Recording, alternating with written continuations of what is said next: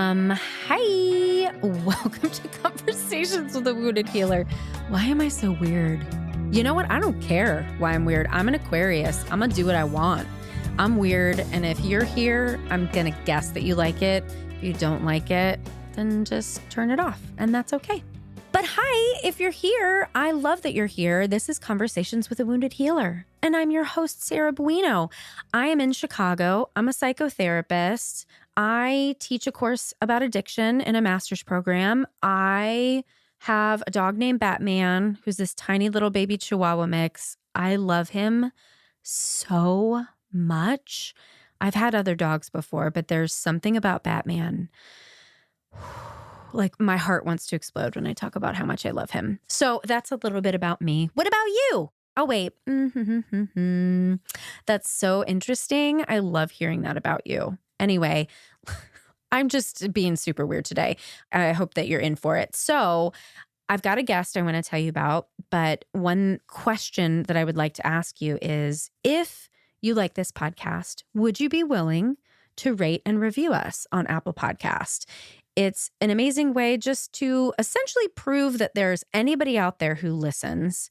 So it's unfortunate that we have to do this in our society to prove our worth, but help me prove my worth, will you? So you just go to Apple Podcasts if you have an iPhone. If you have an Android, I literally don't know what you do because I don't think you get Apple Podcasts. And I don't think we can rate and review them on Spotify, or there are probably other places to review, but at any rate, just thank you for being here. Thank you for sharing with your friends. Thank you for connecting with me on Instagram at Head Heart Therapy. Just thank you. Okay, podcast listeners, we have something very exciting happening. You've spent a lot of time getting to know me and my guests over the years, and now it's time for me to learn more about you.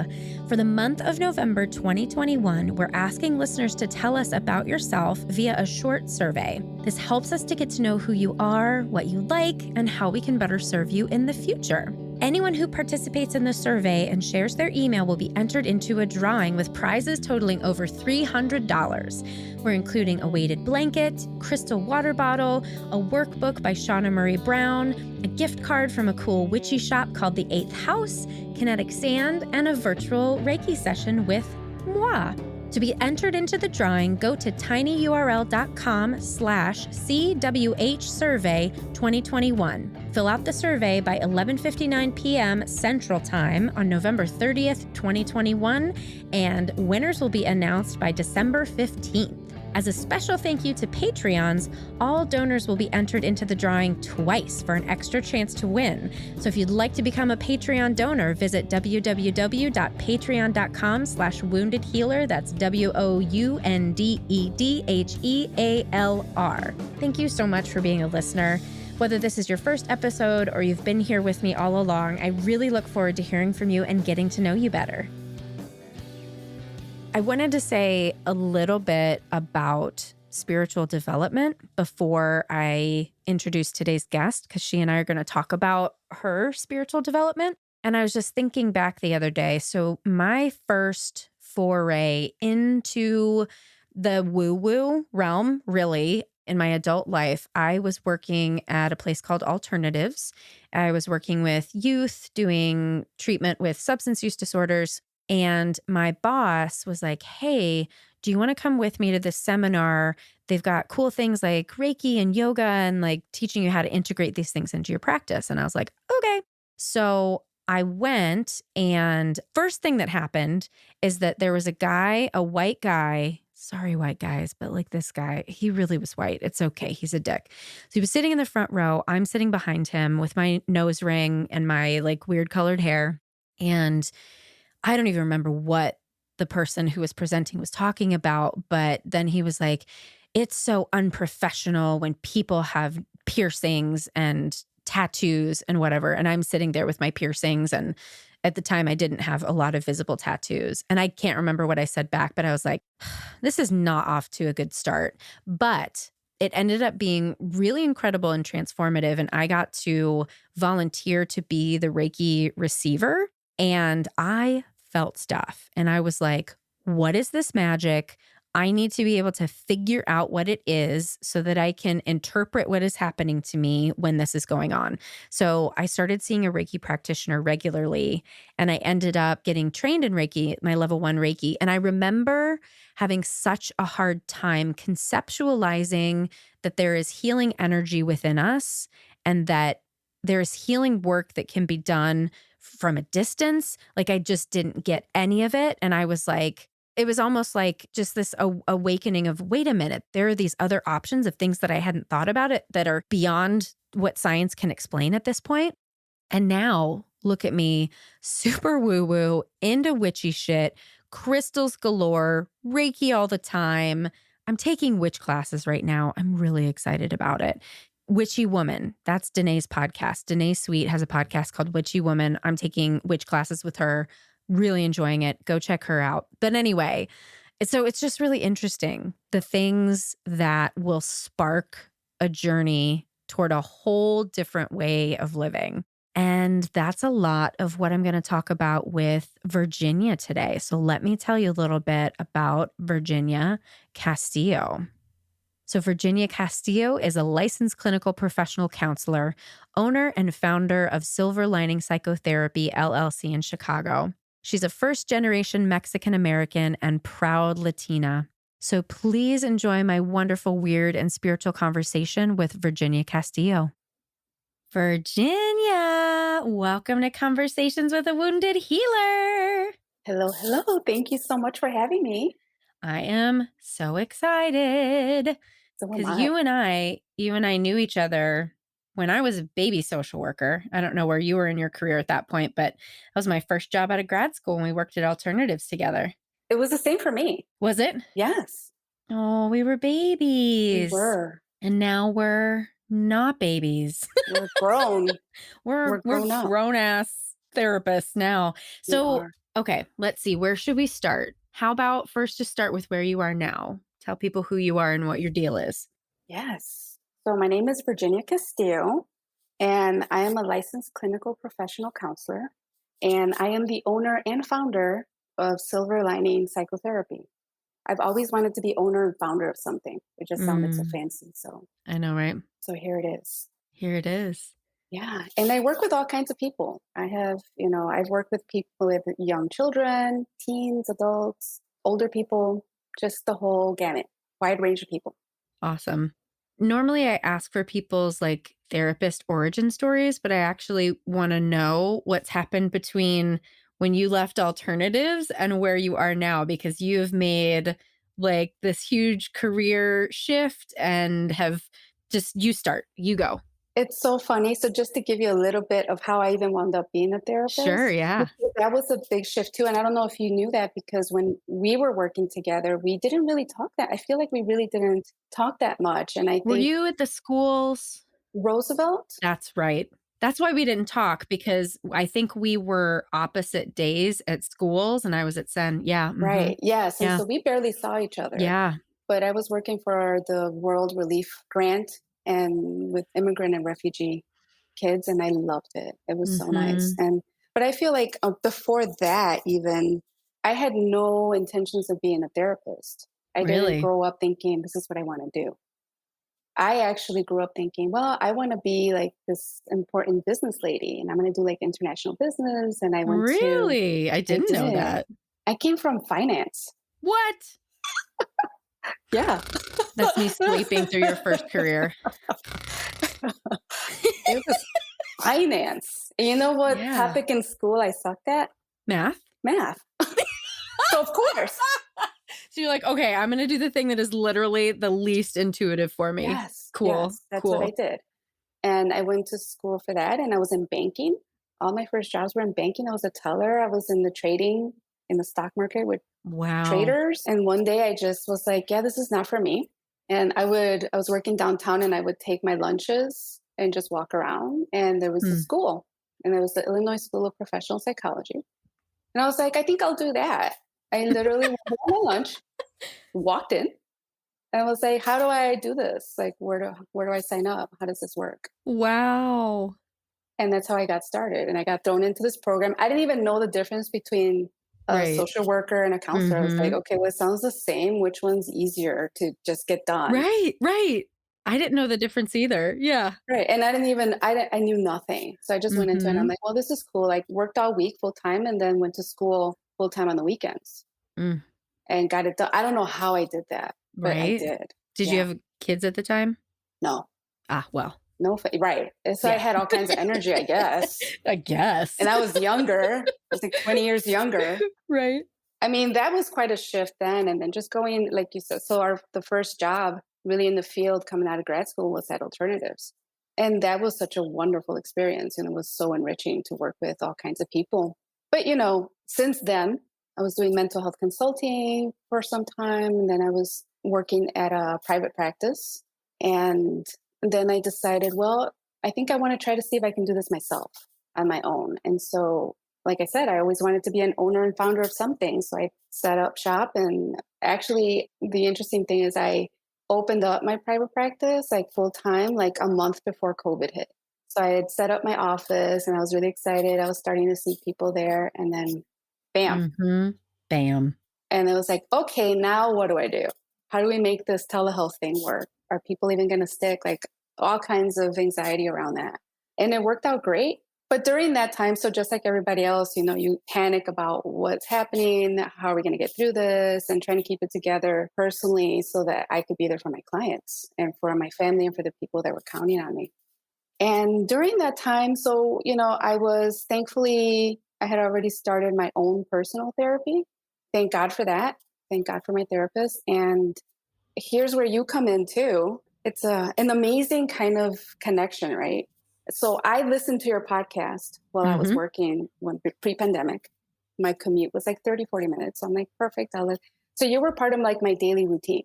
I'm like, Sarah in the morning, jump in the car, my coffee, and I'm Oh, driving. And that would set me up for the day. You were my best friend oh, during that whole time. oh. So whether you wanted to be or not, you were. And yeah, you were part of my daily routine. And I would just listen. And I was always so impressed with like, wow, this girl has come so far.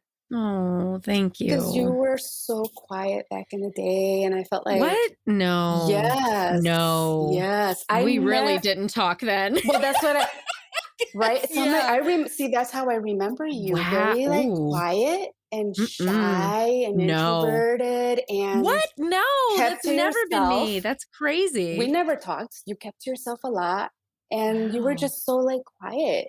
You were not in the office the day that I accidentally overdosed on cough medicine and was drunk basically in the office on cough medicine. I never And saw you that. ask Rebecca Levin, we're going to send this to Rebecca and she's going to be like, Virginia, you must have blacked out during that whole period because I am not quiet or shy or Did I introverted. That's we really didn't talk. was I dissociating? Like what happened? Because I remember you being really quiet even when we had meetings. In staff meetings, I felt like I didn't know what I was talking about. So I was learning. I was the same way. I kept quiet Mhm. too. I was really quiet. I always felt like you knew more than I did. Really? Yeah. That's surprising. Not in a like, I wasn't like intimidated by you, but I just was like, oh, she really fucking knows her shit. Really? Yeah. Wow. Yeah. I was doing a good job faking it then. Isn't this so funny? I Man, hope that baby therapists are listening right now going like, oh, wow. Yeah. you can fake it and actually Yeah. like fool people into thinking you know what you're Totally. doing. Yeah. That's awesome. You fooled me. Because I remember you had done a presentation about a client with DID, dissociative identity disorder. Do you remember this? No. No. You had a client and I was just like, I could never work with someone like that. Oh, I know who you're talking. Yes, I remember Yeah. that And I one. was just like blown away by Hmm. how you were working with this person. I was scared to death. I was Yeah. like, what do I do? Yeah. Yeah, those were tough times. Just learning though. I was learning the same as Mhm. you. Mhm. Well, you had me fooled. And I had you fooled. I always thought, wow, this girl's smart. I remember Huh. you like there was an email sent out about you writing a paper it being published. Oh, mhm. Yes, and I was like, oh, wow, she's smart. She got a paper published. That's amazing. funny. Yeah. And But so, that was yeah. kind of bullshit, but whatever. Go on. Back to your story, though. No, no. But see, though, so my take on you was like you were so quiet, you were so shy, you were learning, right? And then I hear you on this podcast and I see you and you've got your business, and I'm like, wow, she's so successful. She went out there, she's putting herself out there. And then I would hear the episodes and I'd hear how this whole concept of let's be genuine, be vulnerable. Like it Mm-hmm. takes courage to be vulnerable. And it really got me thinking like, wow, so here's Sarah putting herself out there this way. She's not afraid. And if Well, she is afraid, I don't see it. And she's putting up a good front. feel the fear and do it anyway. Well, and see, isn't that the definition of real courage? Yeah, Isn't that what courage is? absolutely. Mm-hmm. And so then I thought, well, maybe I can be more genuine too, as a therapist, as a person. I don't have to do what they told us to do in grad school. Mm-hmm. You know, you go back to thinking about your professors and all of our training. Yeah. I remember having a professor who said, I mean, she was adamant, like, you do not cry in front of your clients. You do not shed tears. If you see them crying, you do not reach for that Kleenex box. Like, you do not. It's just, it was so like, you do not share anything personally. It was so like strict, rigid. And I understand why they, trained us the way that they did. But there's also this part about like, can we be human? Can our clients see that we care? Is that okay? Right. Is it okay for people to know that we're not perfect? Right. That just because we're the therapists, we have it all together? Like, no, we have our own stuff too, and we're working on it just as they are. Right. And isn't that something that's so amazing to be able to express, to share, and to share? And so that's with the clients. And then there's also this other side, I feel like, with therapists amongst each other, how sometimes we have to put up these fronts of like, we're very professional and like, we know all this stuff. And like, it's like, back in the day when there were actual in-person networking events, it'd be like, what's your specialty? What are you specialized in? And it's like, do we have to work so hard at impressing each other? Right. Can we talk about, well, instead of maybe asking like, what's your specialty? Can you say something like, well, who do you like to work with? What kind of people do you like to work with? Right. Or like, who are you as a person?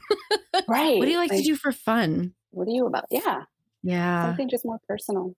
And you would always on your podcast say like, do your work. Yep. That was kind of like an emphasis of like, do your own work. And I thought, well, that is important.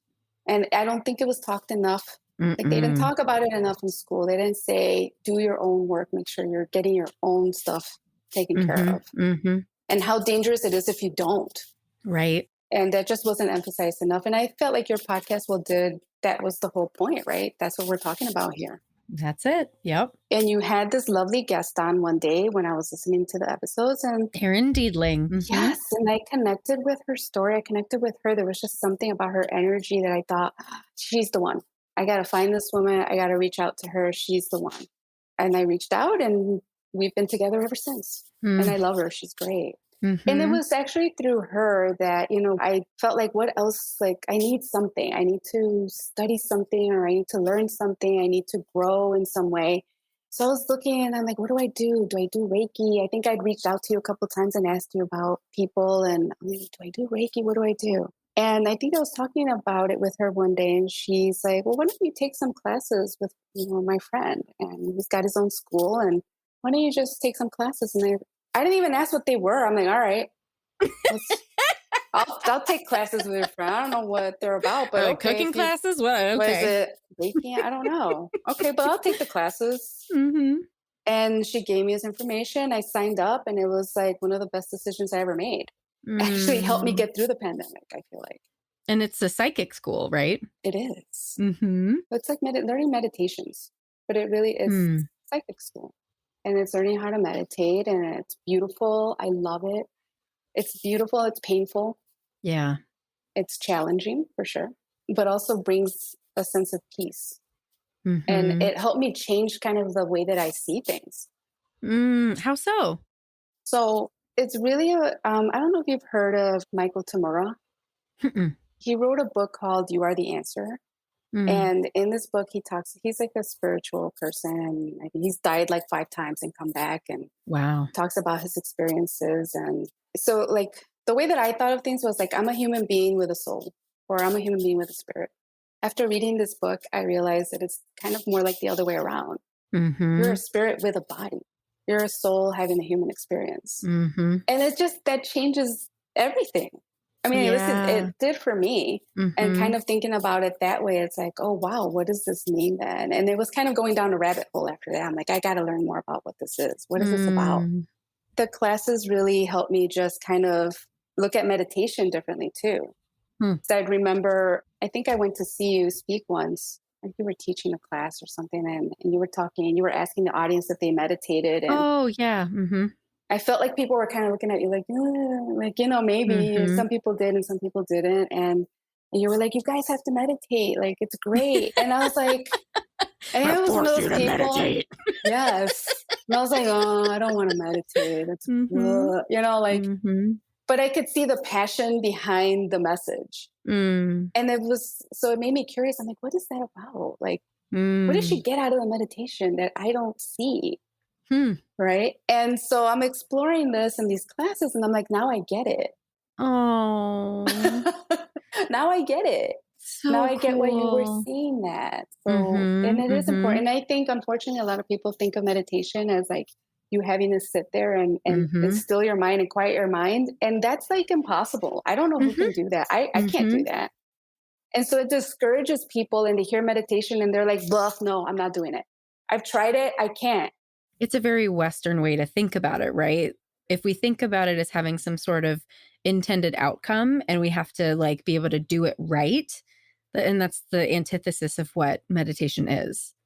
Yeah. We're very goal oriented, or like we have to see a Mm-hmm. product, or we have to see something Yep. concrete. And I don't know who can just empty their head and not have a thought. I don't know what that is. I don't know Yeah. why that concept is even out there, that that's what meditation I is. know. I know. To me personally, it's more like, how do you find, what do I want to say, your center or your inner self or your Mm-hmm. inner peace amongst or amidst the chaos and the noise and the turbulence and everything that's going on around you? And that's what it felt like during the pandemic, right? Like there's all this stuff going on all over the place, so much fear, so much worry, anger, all kinds of stuff going on, blowing up all over the place. Mm-hmm. How do I find my inner peace? How can I be at peace with myself so that I can then radiate that to others? How can I help be at peace so that when they come and talk to me, or when people are around me, they could be like, oh, it's so nice. I can find a little moment of peace. And then how can I help other people then find their own way? Because that's also the point too, right? So how do we help people? How do we guide them into finding their own peace? And so these classes have really helped me with that. And there's also the clairvoyance piece and the clairs. Yeah. Yeah. You want to talk about that? Yeah. So I suck at explaining this. The clairs. Mm, Well, we can muddle through it together. yeah. So there's the clairvoyance, Mm-hmm. which is being able to see, right? There's the clairsentience, which is feeling, Feeling. the Mm-hmm. ability to feel, which I feel like most of us, like in this field as therapists, we're pretty good at that, right? Mm-hmm. Being able to intuit and Mm-hmm. empathize. And so there's your clairsentience. Mm-hmm. There's the clairaudient. Mm-hmm. I don't know if I'm saying that right. That's Hearing. the Mm-hmm. being able to hear. Claircognizant, the knowing. Yeah, that's probably Is that my top yours? one. Mm-hmm. Yeah, I just know things. Yeah. I like that one. That one's Mm-hmm. also like something that's like, it's hard to explain, but it's like you're in a situation or you're talking about something, you just know it. There's one more. Hmm. The smelling one. Oh, I'm going to Google it now. That would be an interesting one to have. Let's see. Clairvoyance, clairaudience, clairsentience, clairalience. That's it. Yeah. Clairalience. Okay, that one. What is this one? Oh, clear Is there any more? tasting, Oh, yeah. clairgustance. I've never heard of that one. Clear tasting. You taste shit. I don't want that. I would be like, What is that taste? ew. Yeah, maybe that's not a fun Oh one to my have. God. Wow. So which one often shows up for you? Well, these classes are focused on the clairvoyance. Okay. And so it's developing images in your mind. And when you're focusing and you're in Mm, meditation and you get images and you learn about the chakras and you learn about the aura and you learn, how to get images and then read energy. And so you're reading energy for yourself and for others. It's a lot of really interesting stuff. And even like exploring past lives, and if you believe in that, but it's I do. exploring that, Mm-hmm. a lot of really cool stuff. And so it's been a really, really interesting journey for me. Mm-hmm. And I don't know if I'm, 100% ready to come out. I guess I'm coming out now. Yeah, I was gonna say too late. This is So gonna I be guess it's public. too late. Okay, so I'm coming out in a Mm-hmm. very public way because Mm-hmm. so nobody knows that I'm taking these classes. Really? Yeah, Because I was actually gonna ask if any of your relationships have changed because of all this. of them, Yeah. Yeah. all Yeah. of them. No, I'm serious, all of them. Yeah. Mm-hmm. Yeah, friends. But What are that those? but Like, nobody knows that no. you're taking these. So I was in the closet. I'm not anymore because I'm talking about it right now. So I'm coming out as a psychic empath healer. Mm-hmm. And Yay! how do you talk about this in our field? Like how do you even Mm-hmm. introduce this? How do you put it Mm-hmm. out there? How does it Mm-hmm. not sound woo woo and Well, it does. And some right, people are into it and some people aren't. right. And so with family, it was kind of the same thing. It's like, do I even want to explain what Mm-hmm. I'm doing here, that I'm taking these classes Hmm. and I think I tried with a couple of friends to be like, oh, hey, so I'm doing this really cool thing. I'm taking these classes. And I would kind of get these like looks Mm. where it's like, oh, really? Like, how do you learn to be a psychic? Like, isn't that just something you're Mm. born with? And it's like, well, you don't learn to be a psychic. Everybody has abilities. It's We're just a all matter of born with it, right? It's whether you tune in or not. exactly. See, but Mhm. you understand. Some people Yeah. don't. So it's kind of hard to get. It's almost like going into like, oh, so you're doing that? Like, oh, what's that like? But it was kind of like, oh, trying to stay away from the topic. And so then Mm. it kind of discouraged me from continuing to talk about it because Mm. it's kind of painful to come up against those feelings that people have about this. And so it's like, oh, like you said, it is for some people, and for some, it's just not a thing. And it's Mhm. too woo woo, and it's like they look at you kind of crazy. I just don't hang out with those people anymore. Well, so you were saying, like, did your relationships change as Mhm. a consequence of this? Yeah. Yeah. So friendships changed. And also, I started to kind of think about the quality of the friendships. Right.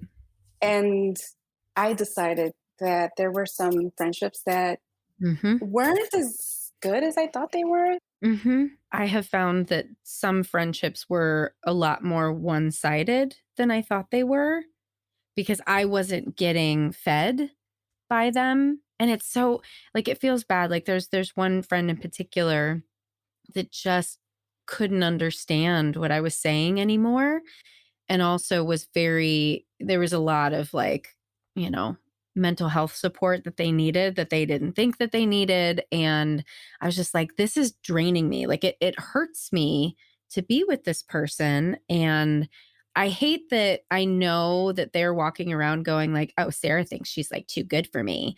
But that's not what it is, but it's just like, we're not speaking the same language anymore, and it's okay. Like, we can outgrow friendships, and it doesn't mean that, this person's bad because they didn't take this particular path. It's Right. just And we're it not doesn't meant mean for that each you other think you're right now. better than somebody else. It just Right. means you've grown apart. That's what that means. Right. Mhm. Yeah. Yeah. No, same thing. But it's painful, right? That's what happened. Yeah. And is your family Catholic? So I'm a recovering Catholic. Yeah. Yeah. So I wonder if your parents would think this is like Oh witchcraft my or something, God. They would get an exorcism or something done on me or lock me away or something. And maybe right? I'm not giving them enough credit, but it's almost not worth bringing up Yeah. because Mhm. was born into this Catholic belief. And not that I don't have anything against Catholicism Mhm. in particular. It's just part of the tradition Mhm. in my family. And I'm good. I'm good with it, but I Yeah. just don't practice any religion. I Mhm. just don't like religion. Spirituality, we can talk Mhm. spirituality all day. Right. I'm Mhm. 100% into it. And, whatever works for you. If that's what works for you, great. I don't judge it. That's wonderful. It just doesn't work for me. Mhm. But the spirituality piece and the belief in something bigger, Mhm. a higher power, brings me comfort. And so that's Mhm. what I roll with. You seem so at ease with yourself. I don't know if that's what you're feeling, but that's what I'm witnessing right now. And, if I like looked back, I wouldn't necessarily have thought of you as being like constrained and confined, but just kind of thinking back now and seeing you be more open. And I don't know, it's like you're embodied. I feel different. Yeah. It's funny that you mention it because I was just out with a friend that I hadn't seen in a long time yesterday. Hmm. Actually, a former supervisor from alternatives, which is really weird. Who? Who I, was I it? think she might have left before you. Who was it? Yesenia. Oh, but I heard of her. Yes. Hmm. Yeah. So she was there. She was my supervisor there for many years. And then Anjali came in, Hmm. and then Anjali hired you. Hmm. So you missed Yesenia, but Hmm. I've kept in touch with her all this time because she was whenever Mm. I would be in trouble out in the field, I'd be like, what would Yesenia do? What would Yesenia do? Oh, I was You the same know? way with Anjali. She inspired me so much Yeah, in the way that I wanted to be with clients. right. I was trying to be that confident person. Like, Mm, what would she do in this situation? So, and we've mm, just kept in touch all these years. And then I actually just got a chance to see her recently. And she was just telling me, she's like, you seem lighter. I don't know what it is about you, but you seem mm, lighter. And mm, it's just, and I credit it to the classes, like to just learning how to meditate, learning how to just be at peace with myself. And there's a strange but kind of wonderful thing that resulted from these classes, other than just finding like this lightness and this peace. And so I don't drink anymore mm, at all. Alcohol is just not part of my life anymore. And I think it's because of the classes. hmm. Well, I mean, that's what they like. Alcohol is one of the things that disconnects you from the spirit realm and the psychic realm. And so, yeah, I think a lot of people who are really seriously into this stuff don't drink because of that. Well, thank you for telling me because I really haven't been able to figure out why. Mm-hmm. It lowers your vibration. Is that what it is? I don't even Hmm. know. I just Hmm. know that, like, listen, like, I love my coffee and my wine, my coffee and wine. It's like that's what brought me joy. Yeah. And it got to the point that I was, I don't know how many months into these classes, like maybe 3 months in or four. And I It's a started six become month program, right? the one that I was in initially was like 6 months. And then I Hmm. joined a 1 year. But I think this was the first one, the 6 month ones. And I was like halfway into that one, I think. Hmm. And I started noticing that I would drink and I would get really lightheaded, like, or my head would Mm. hurt. Mm. It was almost like hangover while I was While you were drinking. I was drinking. like, Huh. yes, really weird. And it was really Huh. uncomfortable. And I'm like, I don't like this. Huh. So I'm like, well, I'll cut it down. I'll go from maybe 2 glasses. I'll just have one. Maybe that'll do it. Then I'd have the one. I'm like, I'm still feeling like really bad. But Wow. I'm pushing it because I don't want to let it go, right? So now I'm going for half a glass. I'm like, I am Yes, making this happen. stubborn. Yes, at this point, I'm like, I'm gonna make this happen. I'm gonna prove that Mm, I can do this. mm, And half a glass, and I'm like, I can't. mm. I had to stop. I felt horrible. I was drinking. And the only thing I could think of is like you work on getting it's probably what you said. Yeah. And Mhm. it's also like you work on getting so much clarity. And I feel like the alcohol brings in this fog, Yeah. right? Mhm. Like that's what Yeah. part of the allure of drinking is, like you get a little like foggy and you can relax and you enjoy it and it's nice. And I just couldn't. That was not fun for me anymore. That's how I've been also very directly impacted by just being able to meditate and really dive into these classes. So yeah, it's been a really, really, really interesting, challenging, fun experience. I'm hoping to be able to bring some of this stuff in with clients. I was just gonna say, if you're coming out now for the first time, you haven't done this yet then. No, but what I have been kind of like incorporating, I've been sprinkling it in here and there Mhm. in the sense of like what I find that's helpful is like grounding, helping people just become a little bit more grounded, more embodied, and to be able to kind of just meditate, right? Release any negativity, release any fears and worries, and to be able to do this very mindfully. And that's part of all this. And so I've been kind of sprinkling that in here and there. But I'm hoping like to go a little bit deeper. And it's just going to be about who's open to it. Mhm. Like Yep. who's open to it. And what's so funny though So during this whole process, like, I feel like I've had some clients for a long time. Like, these Mm-hmm. have been people that have just been with me for a long time. And I had no idea that, like, so I'd be talking about, I'd say, oh, like, I'd notice in the background, they'd have crystals. I'm like, oh, you like crystals? Like, I have Mm. mine. And Oh, then I'd show tourmaline them. right And my there. tourmaline, one of my favorite ones. And then that would open up this whole other conversation with people. Mm-hmm. And it's like Mm-hmm. a way of connecting. We spent all Mm-hmm. this time talking and going through stuff. And then all of a sudden, there's this other avenue Mm-hmm. that Mm-hmm. brings us even closer. Mm-hmm. And it's like, oh, you're into it too. It's almost like a relief. Like, oh, Mm-hmm. you like Mm-hmm. this too? You believe in that? Like, nice. Oh, do you like talking about auras and chakras? And Yeah.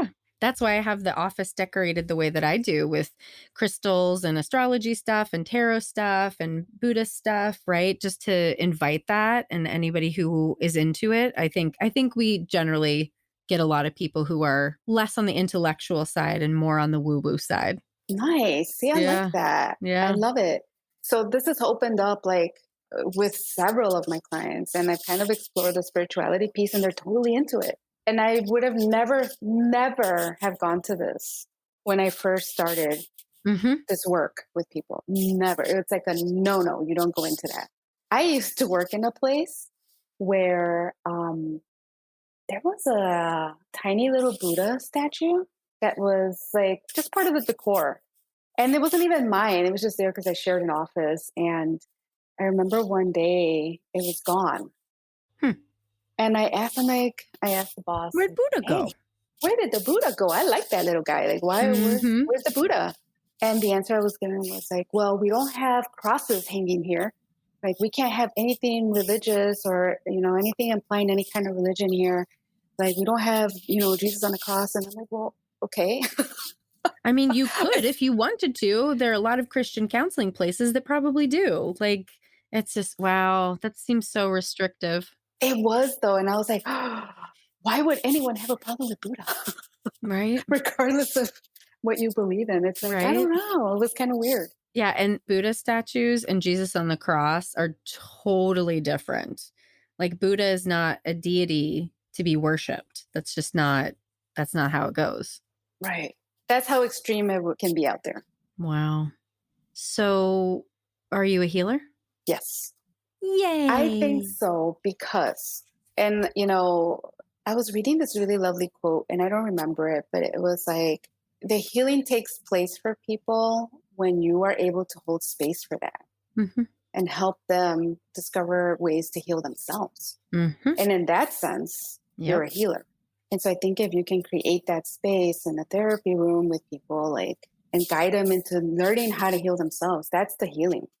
And we heal ourselves, right? Like, we know what's best for us. We're our own experts. And I see myself there as a guide. You know what's best for you. You own it. I've had people that try to credit me with their healing. I'm like, and I get it. And I get they're appreciative and they want to just thank you. And I'm like, but you know what? You're the one that was here every week. You're the one that showed up. You're the one that did the work in between sessions. You're the one Right. you're Mhm. doing it. I'm here, on the sidelines just cheering you on and be like, you got this. Like, that's kind of how I see it. And so in that sense, yeah, I think we're all healers. And I understand that there's hesitation about wanting to own it because you don't want to take credit for other people's healing. But that's not what you're doing. No, we're holding space and we're cheering people on. One facet of this is that there are people out there who call themselves healers who have really harmed people. So there's that piece. But I also think, too, I don't think that as women, we're allowed to have any sort of esteem, right? Like, to call oneself a healer, oh, who do you think you are?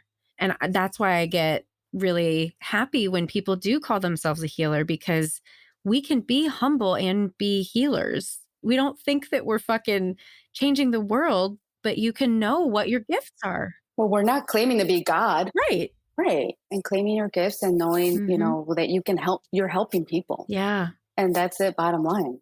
Because when you were in finance, I'm sure there were people who were like, yeah, I'm a fantastic trader. And they were allowed to say that. The Why can't we egos and say, yeah. oh Mhm. no, and it was almost encouraged.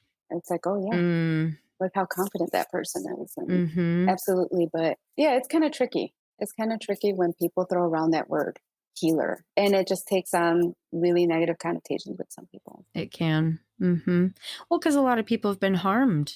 Some people do correlate that with religion, and there's a lot of folks who have religious and spiritual abuse. And I was just listening to a podcast about this woman, Teal Swan. Have you heard of her? No. She's like a spiritual guru type person, Okay. and she works with a lot of people who are suicidal. And so, of course, she's had clients who killed themselves. And so there was this Mm, investigative podcast on her called The Gateway. And it was back in 2018. So I'd be really curious. I didn't like look up any of the controversy since then. But, as I was listening to the podcast, the way that she talks is it's so assured, like she knows the truth. And that's when I was listening to that, because a lot of the stuff she was saying, I was like, well, I agree with what she's saying, but I would never say it out loud. I would never say it to a client. I can believe it for myself, but I'm never going to tell somebody else who might not hold it the same way I do. Right. Because she was like talking about like death isn't the end. And I believe that, but I'm not going to say that to a suicidal person sitting in front of me. That's literally the last thing you say. So it's like you can be, and she might have the truth, right? She might have all these things, but for her to be so sure and not have any room for nuance and the intricacies and also the humility of not trying to tell somebody else what their experience is, because the whole point, at least as I understand it, the whole point of being human is to feel pain, right? And it's not necessarily that we're supposed to suffer, but being human is the hardest thing that a soul can do. So it almost takes away the dignity of a person's experience if you are trying to tell them, here, this is what you need. This is what you have to do. right. Part of the human experience, like we signed up for this, right? To be human. I say this to my clients all the time, like it's okay to feel anger. You're entitled access to all of your feelings. They're there for a reason. We have them for a reason. Don't try so hard to avoid it. It's like pain exists for a reason. Now, the suffering, that's different. You don't have to suffer. Maybe someday we can get to a point where we can still learn life lessons without the suffering. I doubt Wouldn't that it. be great? I doubt it. I just think this is what humans do. That's why I want to be a dog in my next lifetime. I don't think they I suffer want to be a very cat. much. Okay, great. Yeah. Let's be in Or the can same you be? home. Okay. Oh, Yeah. yay. I'll be We'll the be cat. best You be the friends. We'll dog. snuggle Yay. together. I love it. And it will be so. So it is. Okay. Hey, higher power, you hearing this? I guess that's decided already. Did not think I have that was worked going to out all happen my today. karma, and now I just get to be a dog and lay in the sun. That's all I want. That's awesome.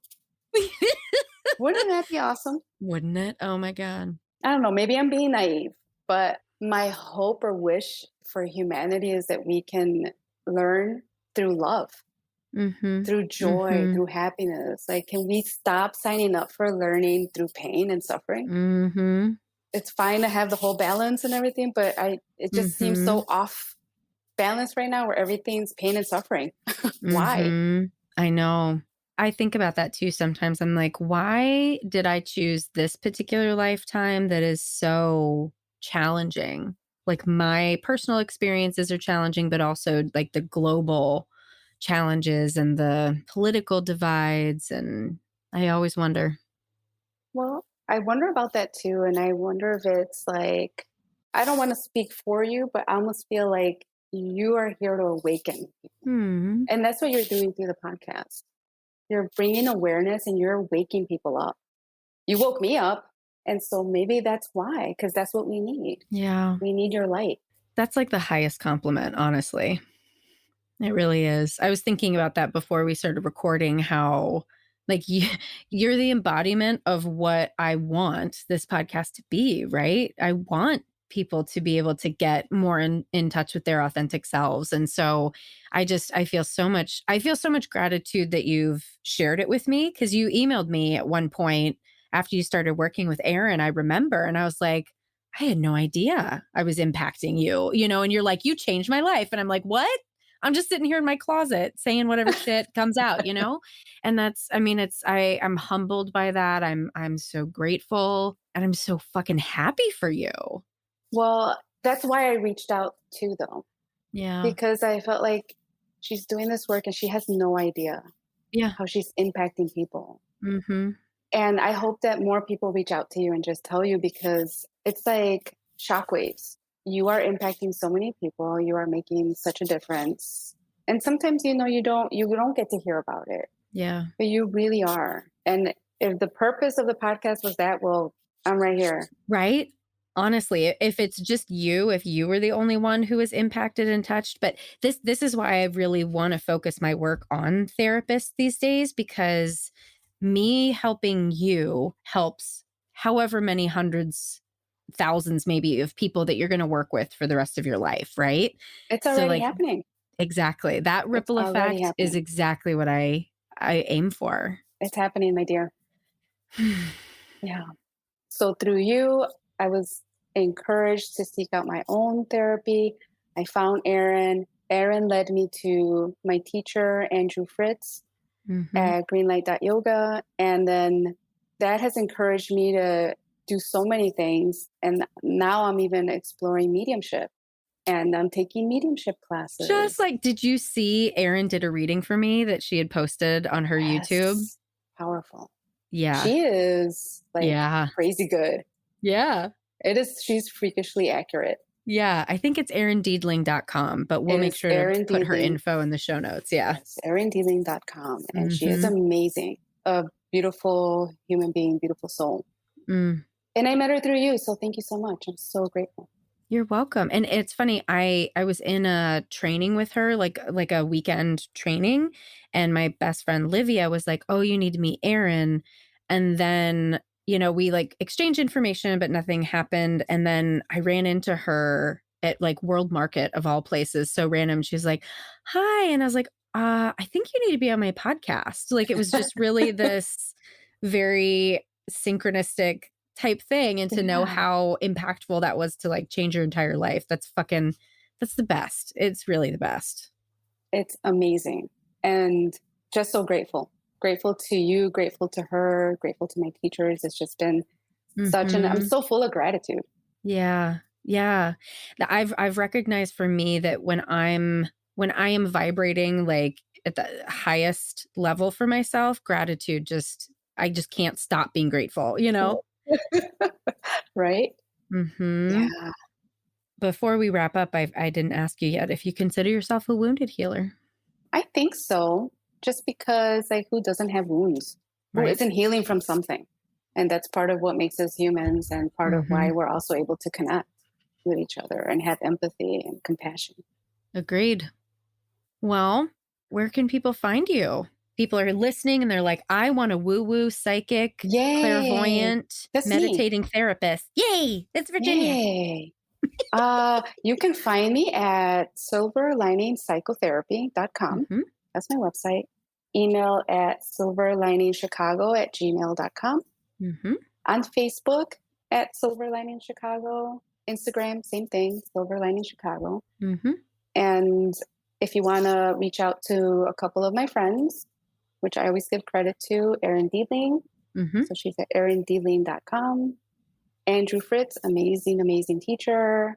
He knows his stuff. He's the real deal. You'll find him at greenlight.yoga.